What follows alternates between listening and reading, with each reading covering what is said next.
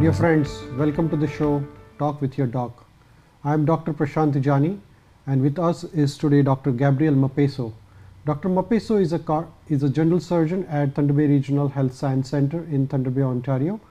And today he is going to guide us about how to prepare for the surgery. In our lifetime, either ourselves, one of our family members or friends do undergo one or other type of surgery. And it is very important to know how do we prepare for the surgery, because preparation for the surgery means the safe surgery and the fantastic outcomes. So Dr. Mapeso is going to guide us about how to prepare for the surgery. Thank you, Dr. Mapeso, for coming to the show Talk with your Doc. Thank you very much for the invitation, and I really like this kind of topics because a lot of people don't understand what they're undergoing through. So we can probably start. Can I start? Yeah, please. We can probably start with a few things like very simple stuff. The understanding that you mentioned that the goal is for a safe operation so that people minimize the risk of complications, and hopefully the surgery will everything go smoothly without any major problems and get out of the hospital and recover well. So there's a few things that you have to understand why we want certain things, and one of them is stop smoking.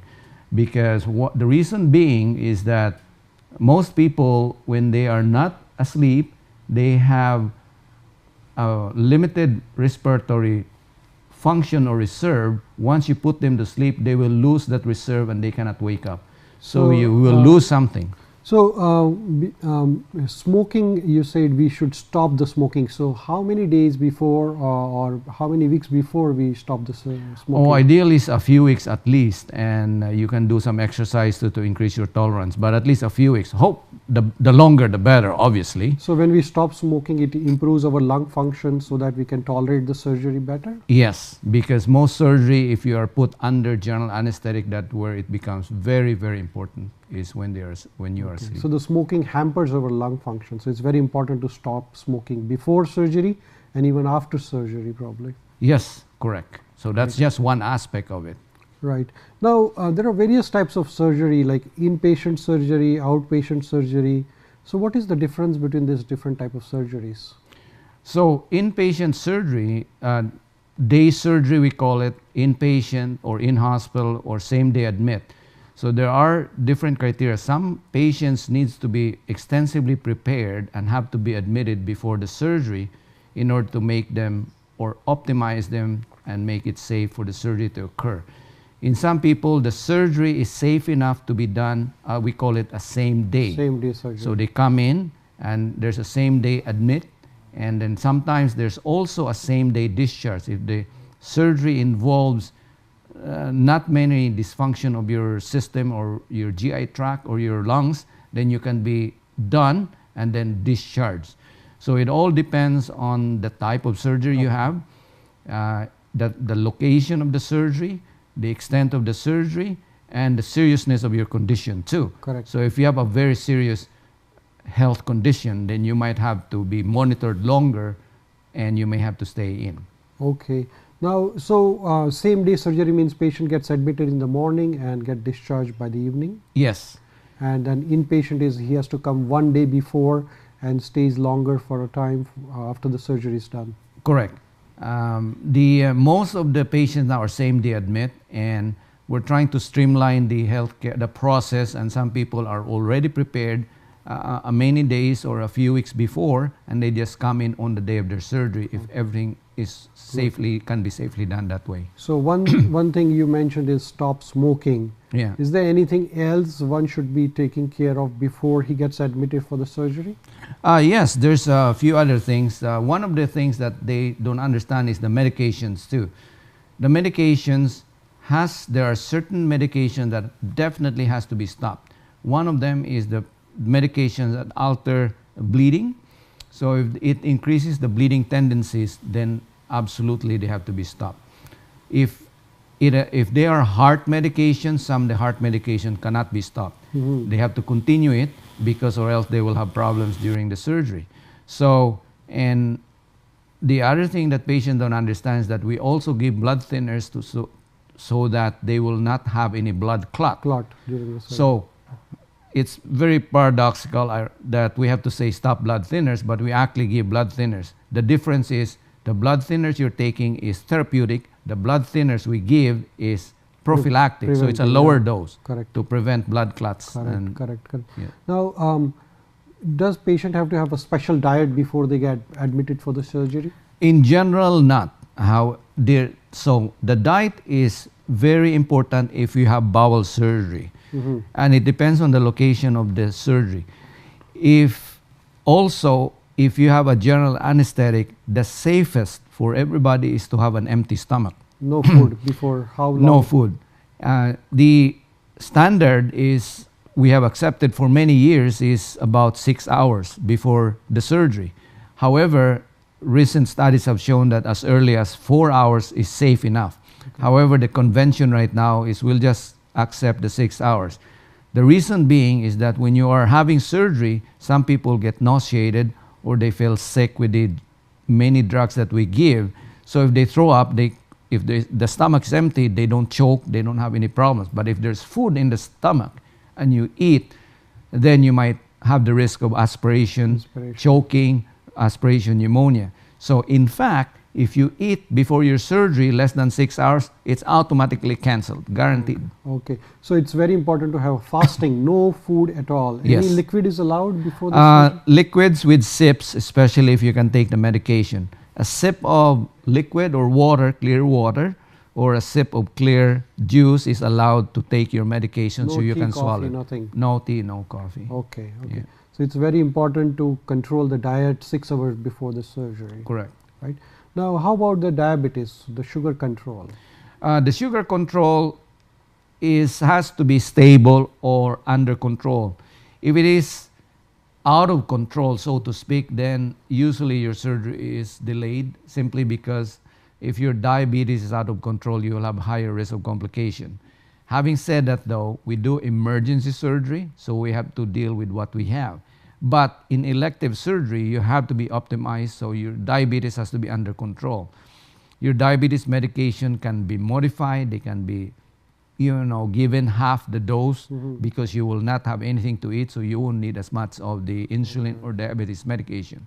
So it has to be modified and you have to tell, or else your blood sugar will go down too. We have to monitor it more frequently. How about the alcohol? Alcohol is, we try to avoid alcohol because alcohol affects the liver and it can give you liver test abnormalities. It can give you stress, ulcer, gastritis, inflammation in the stomach. It also interferes with certain drugs, so it's very important. And in fact, in some of the medication can definitely either affect severely the level of the drug, so that it's really not advisable to have any alcohol on board. No alcohol on board. Are the patients given laxatives or enema before the surgery? Especially with bowel surgery, this is where the crucial thing about enemas and bowel preparation is important. The reason being is that even if you do not have bowel surgery, your bowels generally go lazy with the many drugs that we give, the narcotics that we give. So if you haven't had a poop and you're bound up, you will probably get more constipated after a general anesthetic or surgery. So we generally make sure that you have at least a laxative or you have had a good bowel movement in order to avoid constipation. The other thing, obviously, if you have bowel surgery, we generally sometimes give you a bowel clean out. Okay. Thank you, Dr. Mapeso. So we'll take a short break and we'll continue after the break. Thank you very much. Thank you. Please stay back for the next part.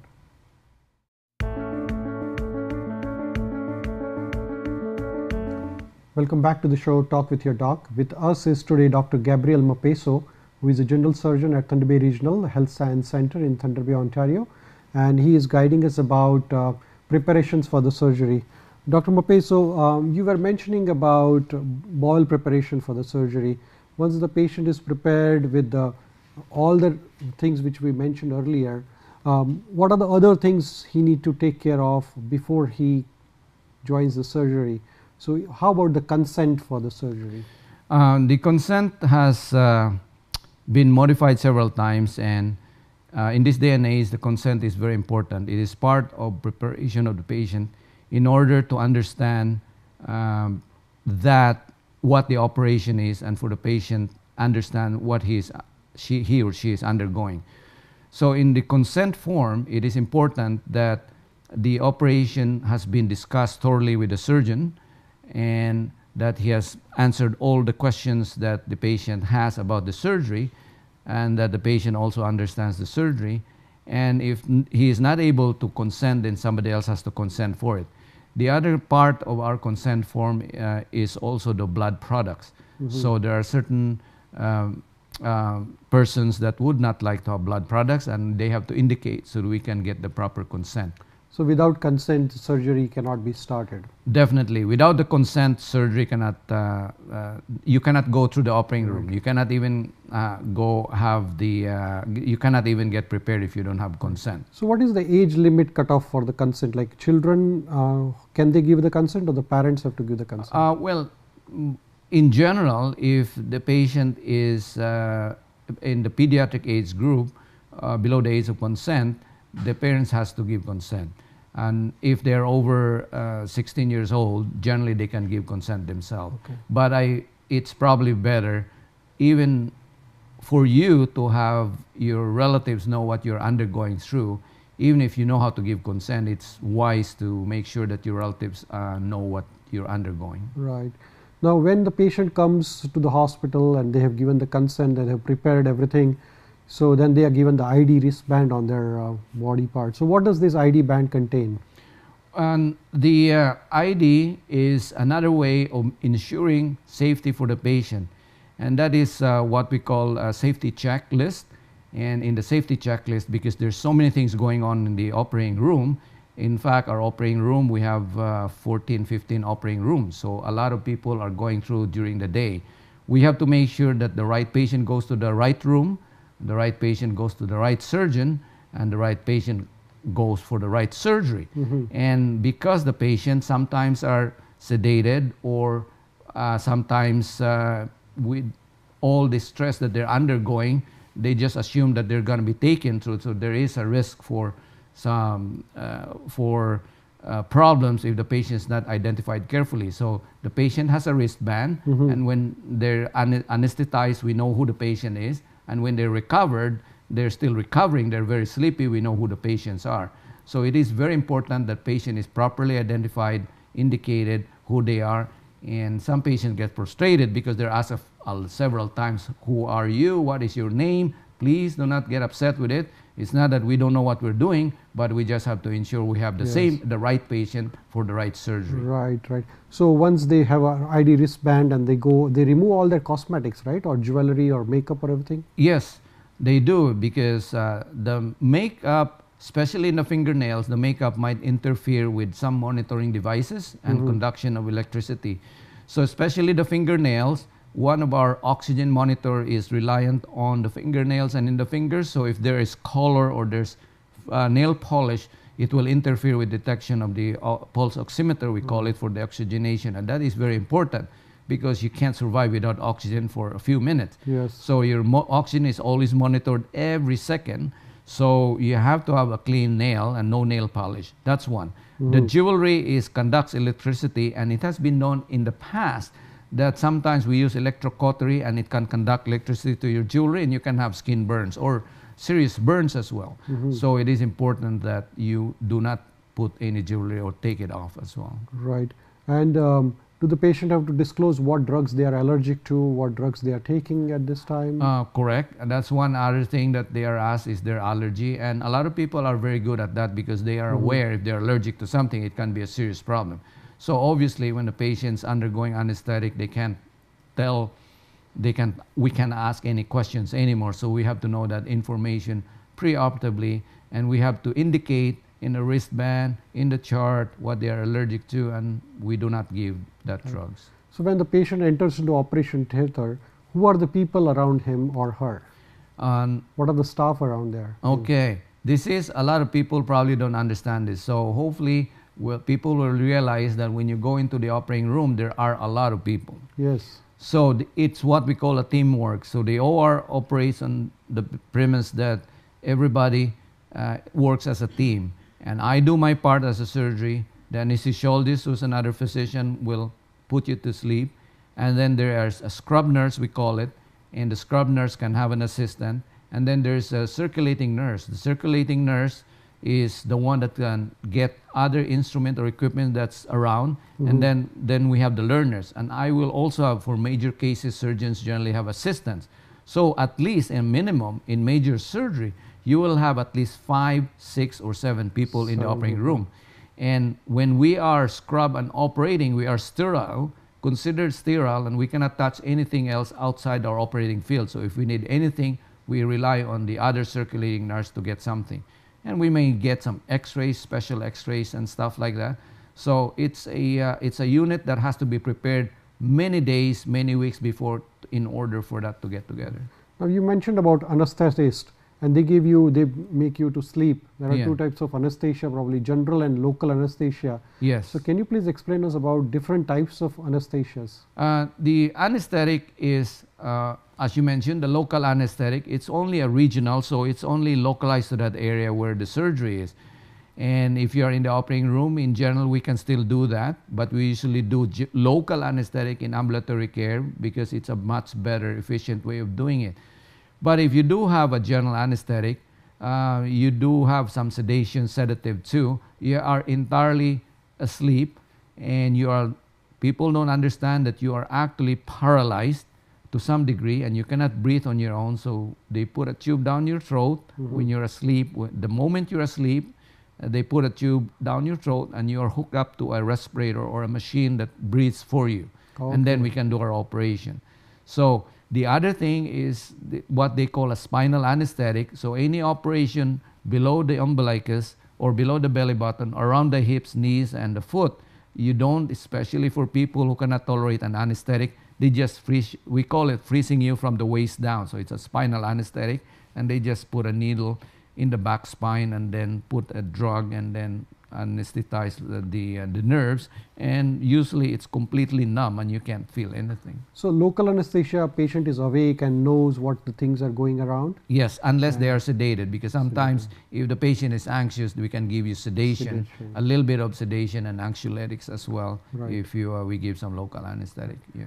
So once the patient is undergoing the surgery, even before the surgery or after the surgery, there are certain preparations or treatments given to prevent the deep vein thrombosis or plugging of the veins?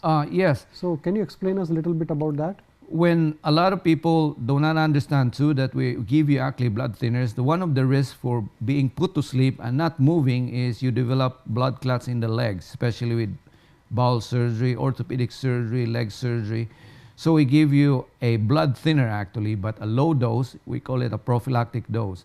And with that, usually it's continued after the operation, depends if you are mobile or immobile, or depends on your activity. So we titrate that one to make sure that you are okay, your blood test is okay, that you are not going to be a bleeder. And so we give you that, anticoagulants, we call it. Thank you, Dr. Mapeso. We'll take a short break and we'll continue. Thank you very much. Please don't go away. We are remaining with the last part of the show.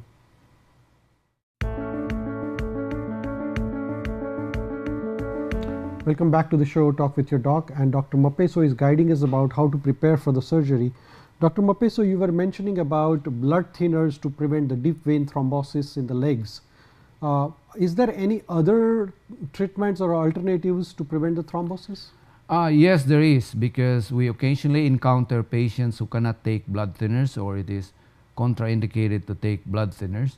So instead of giving them blood thinners, we put stockings on the legs. That's one option. Or the other option is to put, we call a sequential pump device, and it's a stocking with several bladders, air bladders, that pump sequentially the leg.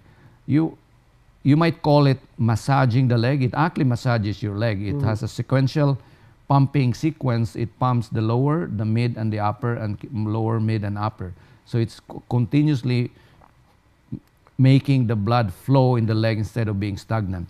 And one thing I didn't mention is that if you have a blood clot, it's very serious. You can have a lung clot, which can be very serious, and some people actually die from it. So we don't want you to have that one. So we try to prevent blood clots in the legs. Right. What are the investigations done before the surgery starts? Does patient has to undergo any laboratory workup? Yes, there is, and a lot of people also don't understand that we just can't do surgery right off the bat, especially electively. So one way to prepare you safely is very basic blood tests like what is your hemoglobin, what is your iron level, sort of, what is your white count if you have any infection in the body or not. We do urine tests to see, make sure there's no silent urinary tract infection, which can be problematic. And then we do electrolytes, we call it, the minerals in your body. They're very basic. And then if you're over 50, in general, we do an EKG to make sure your heart is functioning right and there's no irregularity, and we do a chest x-ray as well. So those are some of the basic things. And one of the other things is we generally do a test to see if you're not clotting abnormally. So we do a what we call an INR and PTT to make sure you're not a bleeder and you're not going to have any trouble with bleeding. That's good. Are the patients given antibiotics before the surgery? Yes, the antibiotics is also important. The antibiotics, you might have heard that antibiotics can be harmful if you just give it indiscriminately. So we try to only give it in cases that is needed, and we only give the minimum dose as needed, the minimum but the appropriate amount of dose, and that is prophylactically if it's a dirty contaminated operation, or there's a high risk for infection, or it's what we call a clean contaminated, especially bowel surgery. We do give prophylactic antibiotics. Yep. Okay. Now, once the patient is in the operation theater, there are various monitors which are monitoring the patient, and they put the IV line, the needles in the hand. Can you please explain us about the IV? What is IV? Okay. When you are asleep, one of the way to safely monitor you, because you're totally asleep and paralyzed and you're on the ventilator and you have no knowledge of your body, and your body homeostasis is almost like dependent on what we're doing to you. So we have IV to give drugs immediately if there's any problems. You're given intravenous fluid because you can't drink or eat, so you don't get dehydrated. And then we put a Foley catheter sometimes, most of the time if the operation is longer, so we can monitor your urine and your kidney function. And then we have pulse oximeter as well, and then plus the intubation tube, and then plus the oxygen monitor, then the blood pressure cuff. And then besides the intravenous, which is the IV, we also put an arterial line to monitor your blood pressure. And that's like second by second monitoring of your blood pressure basically, and the way your heart is pumping out blood, and we can literally do a blood test immediately from that too. So it's actually on your radial artery, it's an artery, an intra-arterial instead of intravenous. So that is constantly monitored. Well, let's say I'm doing the operation, the anesthesiologist is monitoring, and his assistant or the nurses are constantly monitoring. And if you actually watch TV, there's always a monitor beeping, and that's the heart rate. There's sounds associated with low or high oxygen, and so we can safely monitor how the patient is going. That's good. Now, once the patient is done with the surgery, he or she goes to the recovery room. Yeah. So what is the recovery room? So after going through the operation, you have to have your anesthetic reversed, or what we call recover you from the surgery. So you go to the recovery room, and you are sort of, if you actually look at the recovery room, if anybody has been there, you will see that it almost looks like a mini ICU. You are completely monitored with almost like an ICU. Your heart, your lungs, your oxygenation, your blood pressure, blood test is needed. And we are very lucky here in Canada because we have the capability to do that, and we have the funds to do that as well compared to other countries. And you are monitored until the anesthetic has been completely reversed enough, and also you are more awake and you are stable enough to be transferred to the floor or even to the day surgery, which eventually you will be discharged. So that's about 24 to 48 hours or more? And no, recovery from the anesthetic in recovery room usually in general is about an hour. Okay. It's about an hour and for you to recover. Then you can be moved to the day surgery or back to the floor. Back to the floor. So once you are back to the floor and you are discharged back to home, what are the precautions to be taken? Well, I'm just going to point out that from recovery room, you go to day surgery to the floor. You are still continuously monitored more frequently to make sure that there's no other problems, and then you will be discharged. So in the discharge planning, which is obviously planned as well for the safety of the patient, is wound care, pain control, follow-up, removal of sutures, dressing changes, pain, whether you have more or less pain medication, follow up with your family doctor, follow up with your surgeon, any anticipated problems that you have to notify the physician, or you may have to go to the emergency room if there are certain serious problems. So all of that is sort of run down or mentioned to the patient to prepare him to make sure that he's discharged safely. Right. So patient has to take care of their sutures so that they have to limit their activities to a certain extent, right? Yes, in general we do. However, though, if there's no contraindication to being active, we generally encourage them to be moved around. Now, we don't want them jumping around or running around, but at least they should be mobile, because it decreases, minimizes the risk of blood clots in the legs. And a lot of people have the misconception that if you just had surgery, you should be lying around and trying to lie down in bed, which is actually quite serious. You can actually have more serious consequences. The best thing is almost like an athlete, once they recover, they have to push themselves, push through the pain in order for them to get back into full function. That's wonderful. Thank you, Dr. Mapeso. You gave us a lot of good advice for the surgery. Oh, you're kindly welcome. Thank you very much for your invitation. Thank you, everyone.